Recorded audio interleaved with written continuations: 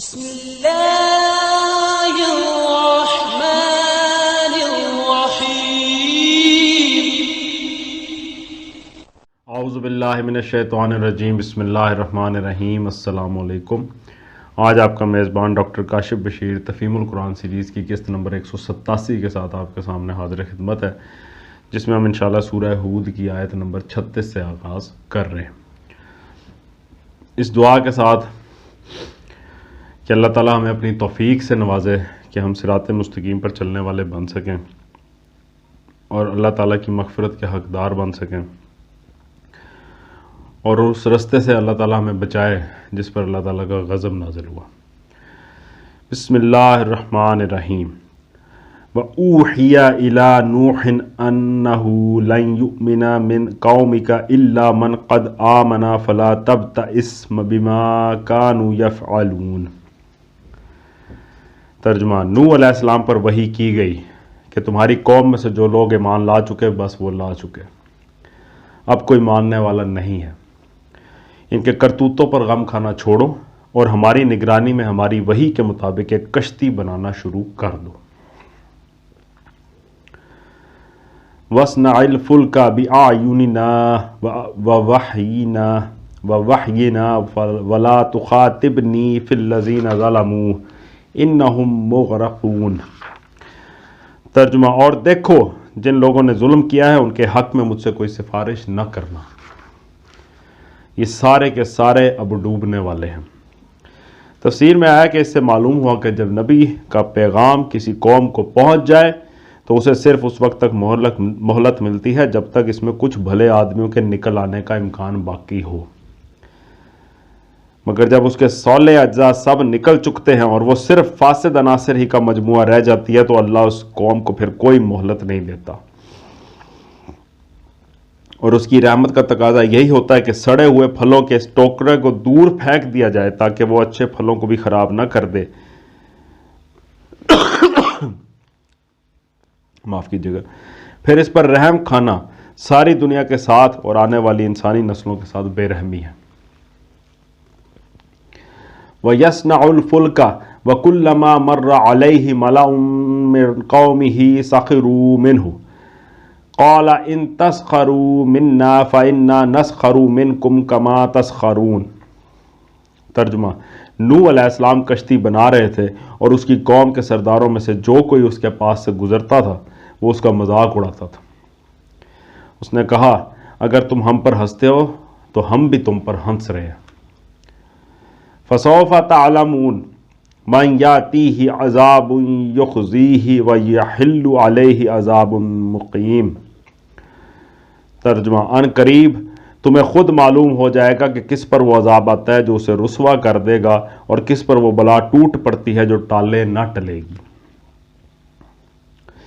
تفسیر میں ہے یہ ایک عجیب معاملہ ہے جس پر غور کرنے سے معلوم ہوتا ہے کہ انسان دنیا کے ظاہر سے کس قدر دھوکہ کھاتا ہے۔ جب نوح علیہ السلام دریا سے بہت دور خشکی پر اپنا جہاز بنا رہے ہوں گے تو فی الواقع لوگوں کو یہ ایک نہایت مضحکہ خیز فعل محسوس ہوتا ہوگا اور وہ ہنس ہنس کر کہتے ہوں گے کہ بڑے میاں کی دیوانگی آخر کو یہاں تک پہنچی ہے کہ اب آپ خشکی میں جہاز چلائیں گے۔ اس وقت کسی کے خواب و خیال میں بھی یہ بات نہ آ سکتی ہوگی کہ چند روز بعد واقعی یہاں جہاز ہی چلے گا۔ وہ اس فعل کو حضرت نوح کی خرابی دماغ کا ایک صریح ثبوت قرار دیتے ہوں گے اور ایک ایک سے کہتے ہوں گے کہ اگر پہلے تمہیں اس شخص کے پاگل پن میں کچھ شبہ تھا تو لو اب اپنی آنکھوں سے دیکھ لو کہ یہ کیا حرکتیں کر رہا ہے۔ لیکن جو شخص حقیقت کا علم رکھتا تھا اور جسے معلوم تھا کہ کل یہاں جہاز کی کیا ضرورت پیش آنے والی ہے، اسے ان لوگوں کی جہالت و بے خبری پر اور پھر ان کے احمقانہ اطمینان پر الٹی ہنسی آتی ہوگی اور وہ کہتا ہوگا کہ کس قدر نادان ہیں یہ لوگ کہ شامت ان کے سر پر تلی کھڑی ہے۔ میں انہیں خبردار کر چکا ہوں کہ وہ بس آیا چاہتی ہے اور ان کی آنکھوں کے سامنے اس سے بچنے کی تیاری بھی کر رہا ہوں، مگر یہ مطمئن بیٹھے ہیں اور الٹا مجھے دیوانہ سمجھ رہے ہیں۔ اس معاملے کو اگر پھیلا کر دیکھا جائے تو معلوم ہوگا کہ دنیا کے ظاہر و محسوس پہلو کے لحاظ سے عقل مندی و بے وقوفی کا جو معیار قائم کیا جاتا ہے وہ اس معیار سے کس قدر مختلف ہوتا ہے جو علم حقیقت کے لحاظ سے قرار پاتا ہے۔ ظاہر بین آدمی جس چیز کو انتہائی دانش مندی سمجھتا ہے وہ حقیقت شناس آدمی کی نگاہ میں انتہائی بیوقوفی ہوتی ہے، اور ظاہر بین کے نزدیک جو چیز بالکل لغو، سراسر دیوانگی اور نرا مضحکہ ہوتی ہے، حقیقت شناس کے لیے وہی کمال دانش، انتہائی سنجیدگی اور عین مقتضائے عقل ہوتی ہے۔ حتیٰ اذا جاء امرنا وفارت النور قل نحمل فیہا من کل زوجین اثنین وأہلک الا من سبق علیہ القول ومن آمن وما آمن معہ الا قلیل۔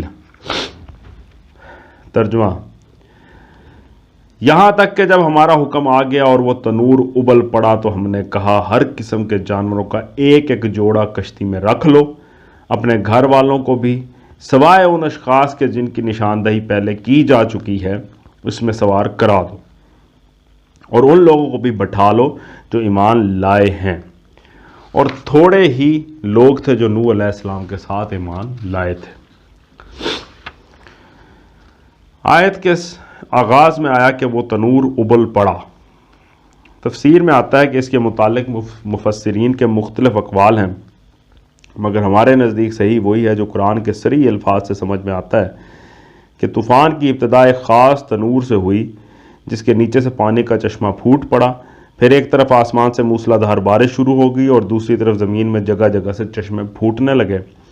یہاں صرف تنور کے ابل پڑنے کا ذکر ہے اور آگے چل کر بارش کی طرف بھی اشارہ ہے، مگر سورہ قمر میں اس کی تفصیل دی گئی ہے جس کا مفہوم ہے کہ ہم نے آسمان کے دروازے کھول دیے جن سے لگاتار بارش برسنے لگی اور زمین کو پھاڑ دیا کہ ہر طرف چشمے پھوٹ نکلے، اور یہ دونوں طرح کے پانی اس کام کو پورا کرنے کے لیے مل گئے جو مقدر کر دیا گیا تھا۔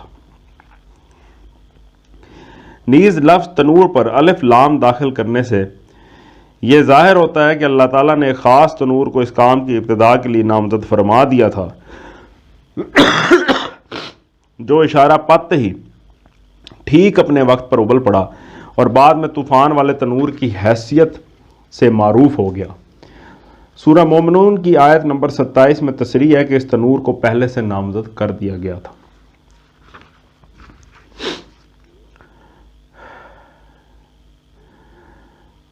مزید آیا آیت میں کہ سوائے ان اشخاص کے جن کی نشاندہی پہلے کی جا چکی ہے۔ اس حوالے سے تفسیر میں ہے کہ یعنی تمہارے گھر کے جن افراد کے متعلق پہلے بتایا جا چکا ہے کہ وہ کافر ہیں اور اللہ تعالیٰ کی رحمت کے مستحق نہیں ہیں، انہیں کشتی میں نہ بٹھاؤ۔ غالباً یہ دو ہی شخص تھے، ایک حضرت نوح علیہ السلام کا بیٹا جس کے غرق ہونے کا ابھی ذکر آئے گا، دوسری حضرت نوح علیہ السلام کی بیوی جس کا ذکر سورہ تحریم میں آیا ہے۔ ممکن ہے کہ دوسرے افراد خاندان بھی ہوں مگر قرآن میں ان کا ذکر نہیں ہے۔ آیت میں مزید آیا کہ اس میں سوار کرا دو اور ان لوگوں کو بھی بٹھا لو جو ایمان لائے ہیں۔ تفسیر میں آتا ہے کہ ان سے ان مورخین اور علماء انصاب کا نظریے کی تردید ہوتی ہے جو تمام انسانی نسلوں کا شجرہ نسب حضرت نوح کے 3 بیٹوں تک پہنچاتے ہیں۔ دراصل اسرائیلی روایات نے یہ غلط فہمی پھیلا دی ہے کہ اس طوفان سے حضرت نوح اور ان کے 3 بیٹوں اور ان کی بیویوں کے سوا کوئی نہ بچا تھا۔ اس حوالے سے بائبل کی کتاب پیدائش میں خاصا ذکر آیا ہے، لیکن قرآن متعدد مقامات پر اس کی تصریح کرتا ہے کہ حضرت نوح علیہ السلام کے خاندان کے سوا ان کی قوم کے ایک متدبہ تعداد کو بھی اگرچہ وہ تھوڑی تھی اللہ نے طوفان سے بچا لیا تھا۔ نیز قرآن بعد کی انسانی نسلوں کو صرف نوح علیہ السلام کی اولاد نہیں بلکہ ان سب لوگوں کی اولاد قرار دیتا ہے جنہیں اللہ تعالیٰ نے ان کے ساتھ کشتی میں بٹھایا تھا۔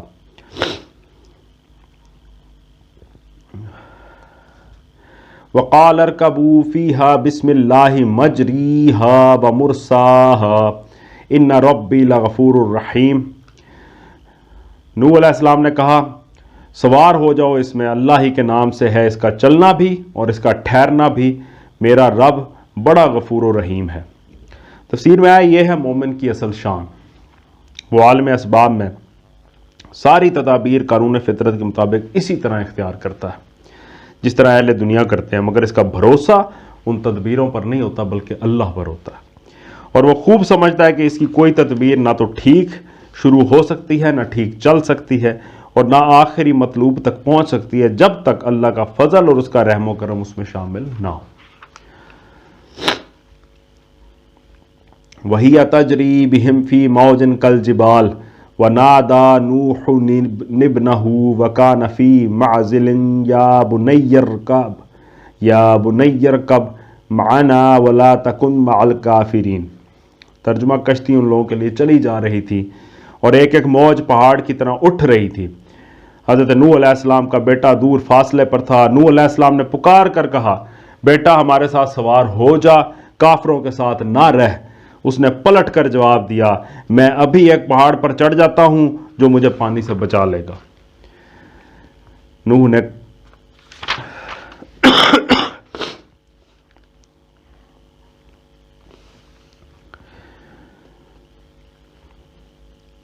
قال سآوي إلى جبل يعصمني من الماء قال لا عاصم اليوم من أمر الله إلا من رحم وحال بينهما الموج فكان من المغرقين۔ ترجمہ، اس نے پلٹ کر جواب دیا، میں ابھی ایک پہاڑ پر چڑھ جاتا ہوں جو مجھے پانی سے بچا لے گا۔ نوح علیہ السلام نے کہا، آج کوئی چیز اللہ کے حکم سے بچانے والی نہیں ہے سوائے اس کے کہ اللہ ہی کسی پر رحم فرمائے۔